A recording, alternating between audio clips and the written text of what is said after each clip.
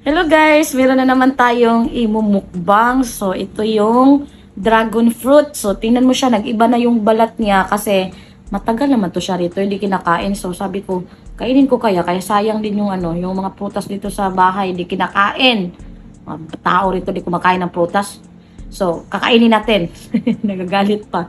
So, ayan oh, dragon fruit. Diyos ko, parang ang sarap talaga nito oh. So,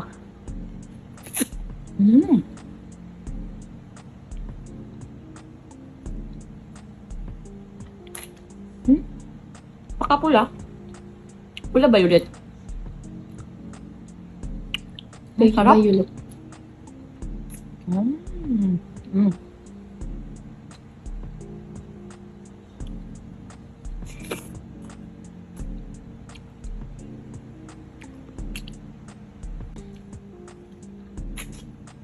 Sarap niya.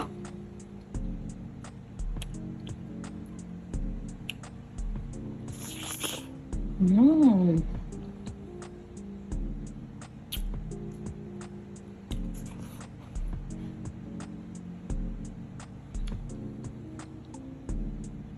Mura siya na lusa. Mm. Lasang saging. Ha? Lasang saging yun eh. Lasang saging daw to. Kaya nga, lasang saging. Natikman ko yan. Mm. Mm. Oh, lala.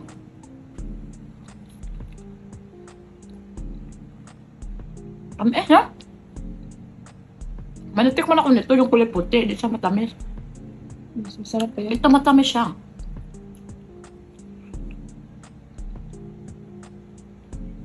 So para siyang Mm.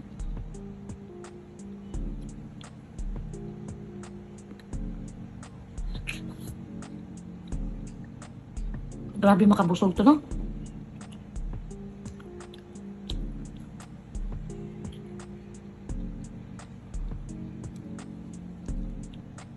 Tingnan mo yung niya, balat.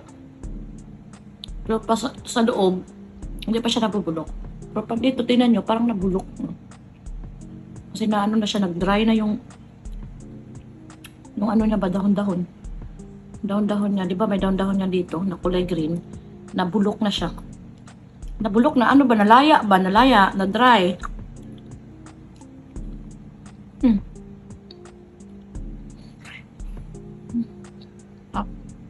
Tamis.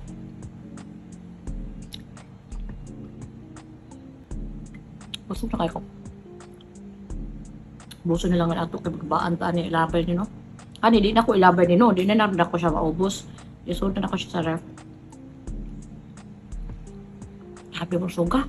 Grabe makabusog to.